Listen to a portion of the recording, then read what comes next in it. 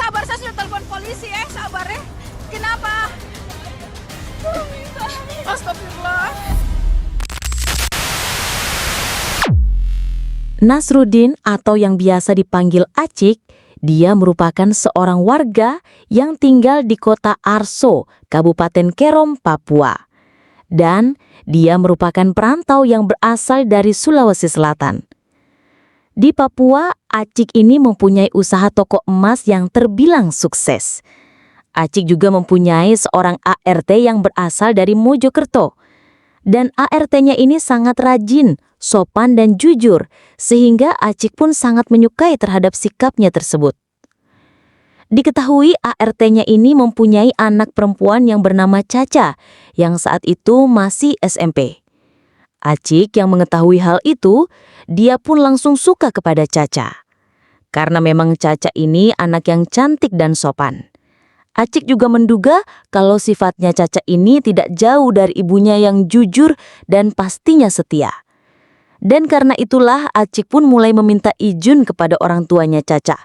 Kalau Acik yang saat itu masih lajang berniat mau menikahi Caca. Ibunya Caca yang mendengar hal itu, dia pun langsung menyetujui hal tersebut. Karena dia tahu kalau Acik ini orangnya baik dan setia. Lalu akhirnya di tahun 2011 mereka pun menikah.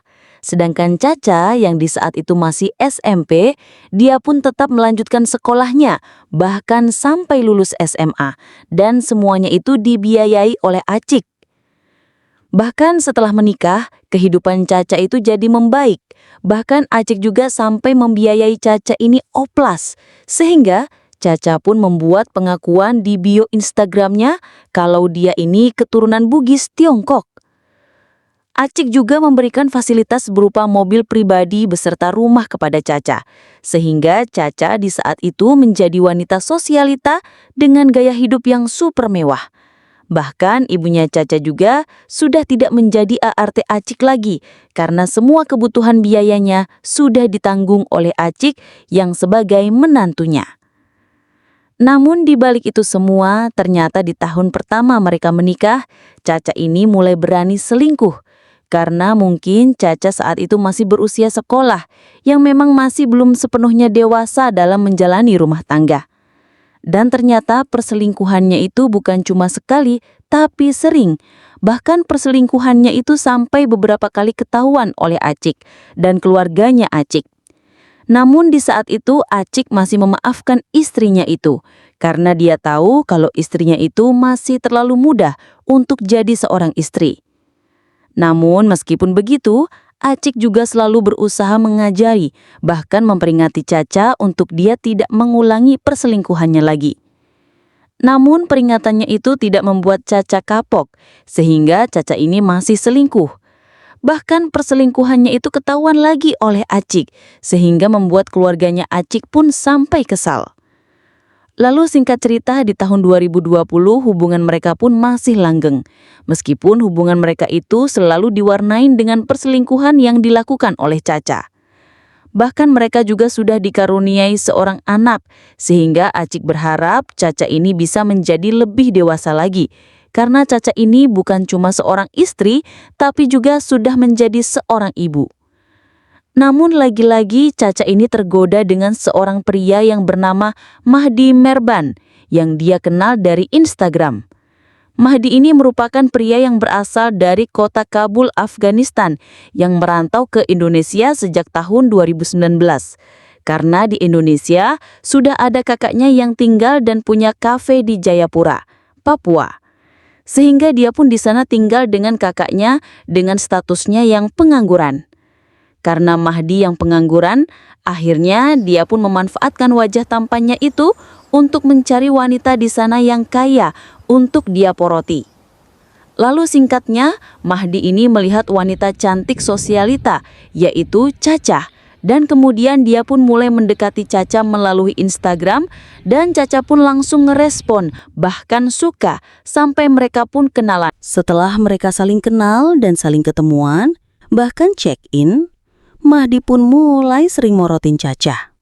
Dan saking tergila-gilanya kepada Mahdi, Caca pun sampai mengirim uang puluhan juta setiap bulannya kepada Mahdi. Bahkan, Mahdi juga sampai dibelikan motor seharga ratusan juta oleh Caca. Lalu, pada tahun baru 2021, mereka sempat merayakan malam tahun baruan di sebuah hotel. Dan di sana Caca dibuat tergila-gila lagi oleh Mahdi karena Mahdi saat itu membuat tato di lengannya dengan bertuliskan singkatan nama Caca sampai mereka pun mulai berusaha mencari cara supaya mereka bisa lebih sering bertemu.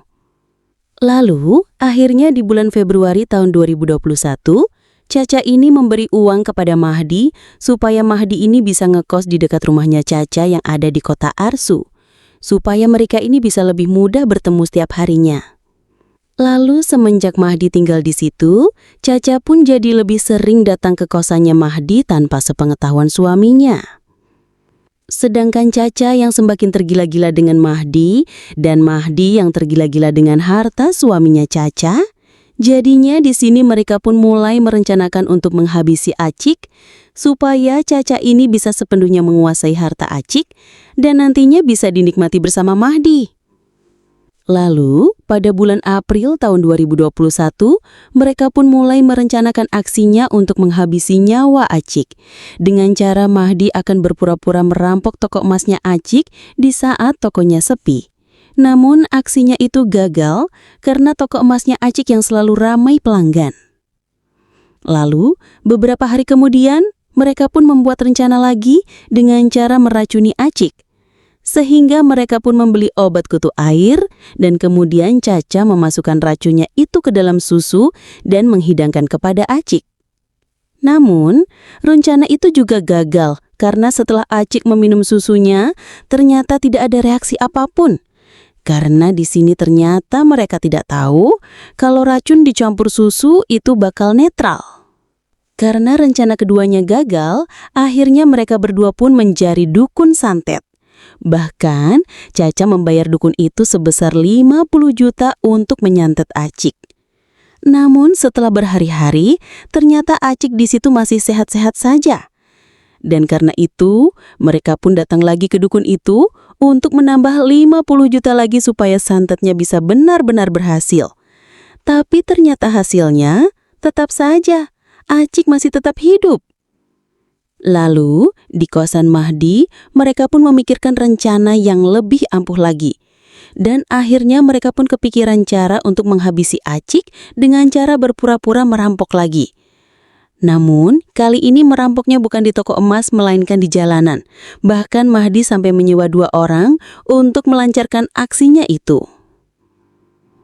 Lalu, pada tanggal 28 Juni tahun 2021, di hari Senin sore, Caca pun mengajak Acik keluar untuk berobat mata di apotek Kimia Farma yang ada di Jayapura. Lalu pas pukul 5 sore mereka pun berangkat. Sedangkan Mahdi juga sudah bersiap-siap dengan 2 orang sewaannya dengan memakai mobil Avanza warna hitam yang sudah Mahdi sewa untuk membuntuti mobilnya Acik dan Caca. Lalu singkatnya, setelah Caca selesai berobat, tepat di jam 7 malam, Caca pun langsung mengabari Mahdi untuk dia siap-siap, karena Caca dan Acik akan segera pulang. Namun Mahdi menyuruh Caca untuk pulang lebih malam, karena saat itu situasi di jalan masih belum benar-benar sepi. Karena itu Caca pun mengajak suaminya untuk ke Mall Matahari Jayapura untuk makan dan membeli parfum dulu supaya bisa mengulur waktu setelah di jam 9.30 malam ketika jalanan sudah mulai sepi, barulah Caca mengajak Acik pulang.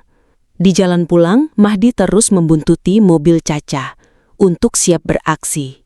Di saat jalanan sepi, mobil Mahdi pun langsung memberhentikan mobil Caca.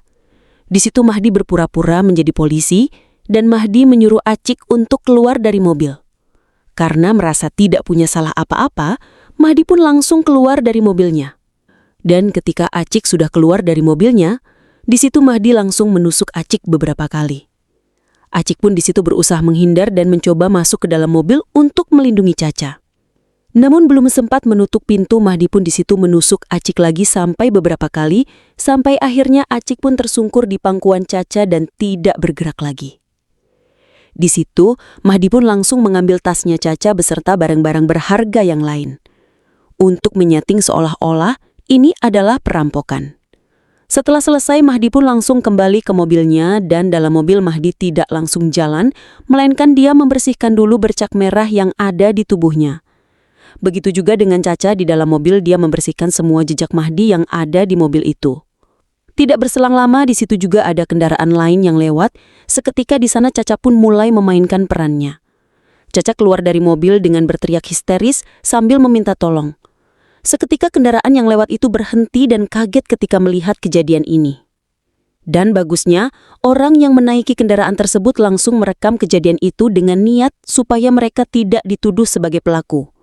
Sedangkan Mahdi yang melihat ada kendaraan lain, dia pun langsung menjalankan mobilnya. Di situ Caca nangis histeris dan meminta tolong dengan mengaku kalau suaminya ditusuk perampok. Pengendara itu pun langsung buru-buru menelpon polisi. Mereka juga meminta tolong lagi kepada kendaraan lain yang lewat lagi. Sampai akhirnya, Acik pun dibawa ke rumah sakit yang ada di Jayapura. Di rumah sakit, polisi pun mulai berdatangan, sedangkan Caca langsung menghubungi keluarga Acik sambil menangis histeris kalau mereka baru saja mengalami kerampokan. Keluarga Acik pun saat itu langsung berdatangan ke rumah sakit. Seketika di rumah sakit itu rame banget, serta diwarnai tangisan histeris Caca yang mengetahui kalau Acik sudah menghembuskan nafas terakhirnya. Pokoknya skill aktingnya meyakinkan orang-orang di sana, sehingga orang-orang di sana merasa kasihan kepada Caca yang sebagai istri korban. Orang-orang di sana juga menenangkan Caca. Setelah memastikan kalau Caca ini selamat dari perampokan itu, tanpa adanya sedikit luka pun. Lalu setelah Caca sudah tenang, polisi pun mulai menanyai Caca tentang bagaimana kronologi kejadiannya. Dengan sambil isakan tangisnya, di situ Caca menjelaskan kepada polisi kalau dia dirampok oleh orang yang tidak dikenal dan juga tidak sempat melihat ciri-ciri orang yang merampoknya dan juga tidak tahu plat nomor beserta jenis mobilnya. Namun yang membuat polisi janggal, Caca sama sekali tidak ada luka sedikit pun. Sedangkan di tubuhnya Acik ada 20 tusukan, karena itu ini dianggap janggal. Kenapa? Karena pada umumnya perampok akan berusaha mengeksekusi semua korbannya yang nantinya akan menjadi saksi.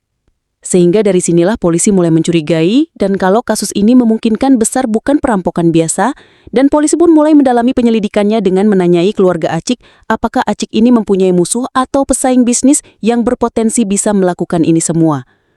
Dan ternyata pengakuan keluarganya kalau Acik ini tidak mempunyai musuh, tapi Acik emang sering bermasalah dengan istrinya sendiri karena Caca yang sebagai istrinya itu sudah berkali-kali selingkuh yang membuat mereka ini jadi sering bertengkar. Dan disinilah kecurigaan polisi pun terhadap Caca semakin dalam lagi, seolah ini merupakan susunan puzzle dari kejadian ini yang kemungkinan besar ini ada hubungannya.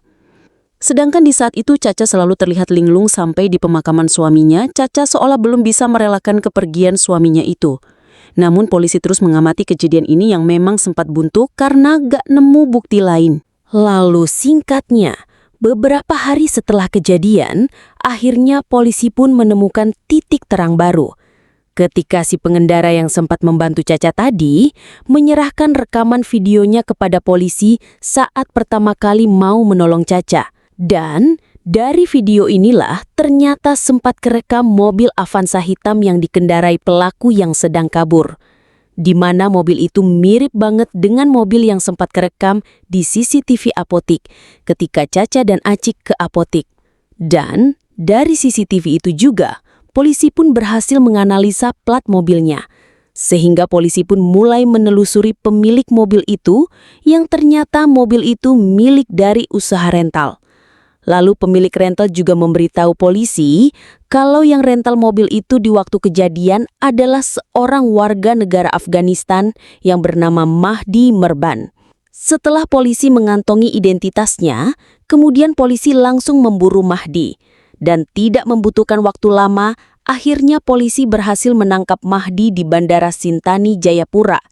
Yang saat itu Mahdi ditangkap ketika sedang menunggu keberangkatan pesawatnya.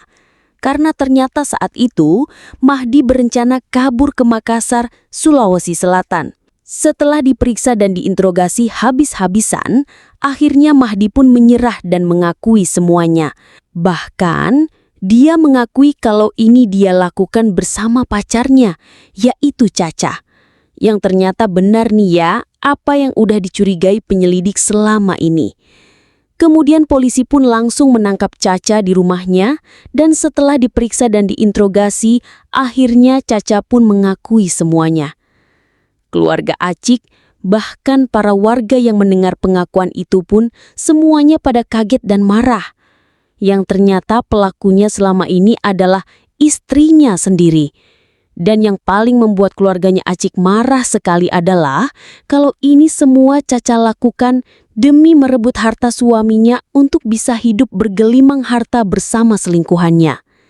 Dan atas perbuatannya itu, akhirnya mereka berdua pun dijatuhin hukuman penjara seumur hidup.